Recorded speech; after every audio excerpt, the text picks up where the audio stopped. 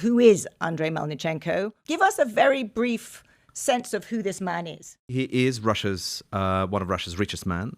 He's been one of the most understated Russian oligarchs. I've met pretty much all of them over the past quarter century, and he's definitely the most unusual one. He's a big investor, probably the single largest investor in Russian industry. And he's a different generation from the usual oligarchs. We remember Berezovsky, etc. And he's the epitome of that deal about staying out of politics, not just staying out of politics, but actually staying out of the country. He's lived since 2004 outside Russia. He treated it as a foreign investor would, sort of coming for a few weeks, floating on his yacht. And when I met him, it was incredibly frank and probably the most engaging hours of conversations I've had with him. He kind of feels a bit gawky. He's very tall. There is a bit of a kind of slight teenage discoordination to him. But his mind is extraordinarily structured. He is by training a quantum physicist, which is, I think, what shaped our conversation. He is very important because he's a man who went back. He's under sanctions from the West. He went back to Russia in 2023 as a result. And I am not surprised that this was 60 hours because I've met Mr. Melnichenko once. Everything you see rings true. And nonetheless, clearly an important figure, very important figure in Russia's economy. But why is this an important moment? And why do you think he is someone whose intervention we should take seriously? Well, I think it's important to get clear that this is not an opposition figure. He's not anti-Putin. He's not even anti-war. I mean, his patches have been supporting the war economy.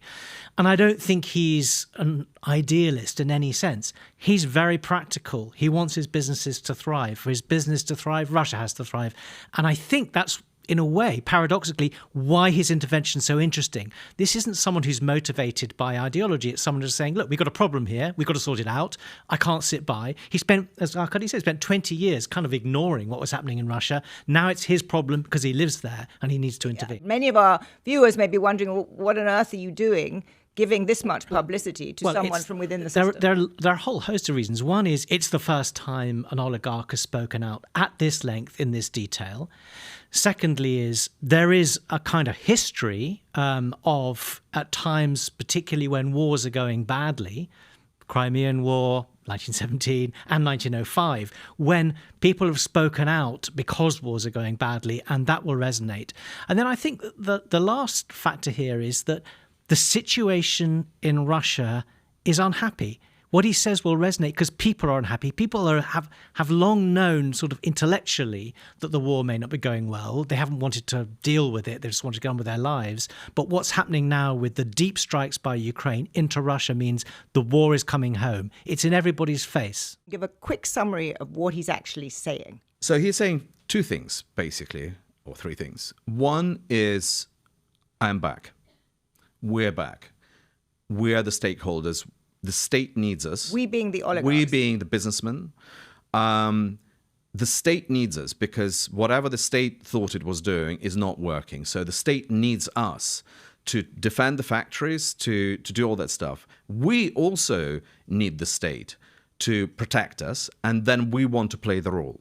In terms of what he's saying, in terms of vision, which is the hardest part, which is what's lacking, is there any idea of future. He's painting a picture where Russia is much more representative country and where citizens and business have agency. Ollie, you've lived in Moscow for a long time. What is your sense of the kinds of reasons for this sort of intervention? I think, from a Ukrainian perspective, which is essentially where I am now, they would view this kind of intervention with some suspicion.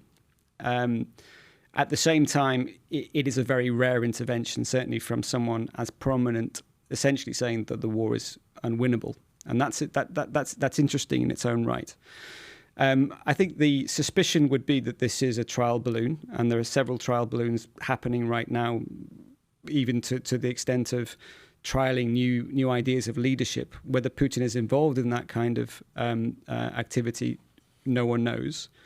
But Ukraine is certainly looking towards this oligarchic class for clues about what might happen in a post-war transformation.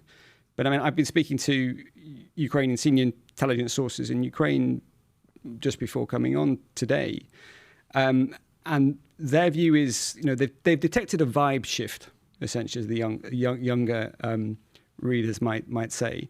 But what they haven't seen is a fundamental change in the power structure, in the power vertical in Russia. Putin is still in charge, whatever the dances are going on around him.